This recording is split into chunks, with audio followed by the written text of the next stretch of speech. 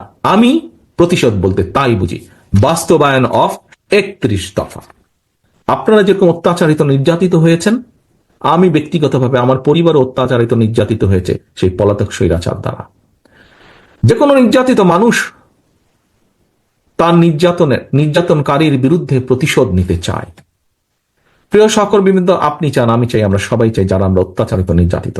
তবে আমি ব্যক্তিগতভাবে, এবং আমি মনে করি আজকে এখানে উপস্থিত আমার প্রতিটি নেতাকর্মী, এই দলের প্রতিটি নেতাকর্মী আমার সাথে একমত হবেন, কেউ দ্বিমত হবেন না। কি সেটি?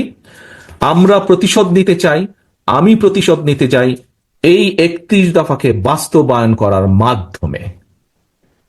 কারণ শহীদ রাষ্ট্রপতি জিয়াউর রহমান, দেশনেত্রী বেগম খালেদা জিয়া, তারা এই দেশের মানুষের রাজনৈতিক অধিকার প্রতিষ্ঠিত করতে চেয়েছিলেন, গণতান্ত্রিক অধিকার প্রতিষ্ঠিত করতে চেয়েছিলেন, এই দেশের শিশুদেরকে শিক্ষিত করতে চেয়েছিলেন, বেকারদের কর্মসংস্থান করতে চেয়েছিলেন, খাদ্য উৎপাদন দ্বিগুণ করতে চেয়েছিলেন, দেশে শিল্পায়ন করতে চেয়েছিলেন, মানুষের অর্থনৈতিক স্বাধীনতা প্রতিষ্ঠিত করতে চেয়েছিলেন।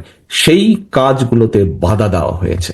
প্রিয় সহকর্মীবৃন্দ, আমি মনে করি বাংলাদেশ জাতীয়তাবাদী দলের প্রত্যেকটি নেতাকর্মীর প্রতিশোধ সেদিনই সফল হবে যেদিন বাংলাদেশের মাটিতে আমরা বাংলাদেশের মানুষের জন্য এই 31 দফাকে বাস্তবায়ন করতে সক্ষম হব।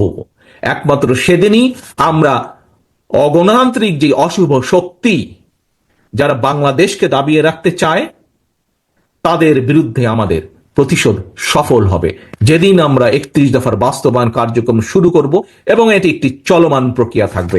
আমরা ভালো থেকে ভালো করতে সক্ষম হব, সেদিনই আমরা প্রতিশোধ গ্রহণে সক্ষম হব।